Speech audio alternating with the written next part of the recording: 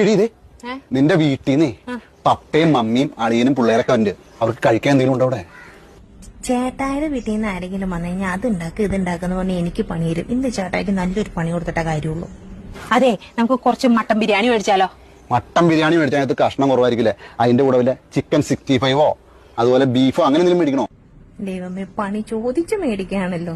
Chicken 65 മേടിക്കാം, പിന്നെ കുറച്ച് ബീഫും മേടിക്കാം, പിന്നീടല്ലോ കുറച്ച് മീൻ പൊള്ളിച്ചതും മേടിച്ചാലോ? ഈ പിള്ളേര് ഇതൊക്കെ കഴിക്കൂടി?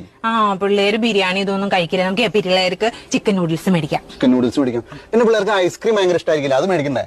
ഐസ്ക്രീം ഭയങ്കര ഇഷ്ടം, എനിക്ക് ഭയങ്കര ഇഷ്ടം. മേടിച്ചോ. ഇത്രയും പോരേടി. അളിയാ കേട്ടില്ലേ? ഈ പറഞ്ഞതൊക്കെ വരുമ്പോ മേടിച്ചോണ്ട് വരാട്ടോ. ഏതളിയൻ? നിന്റെ ആങ്ങള, അതായത് എന്റെ അളിയൻ.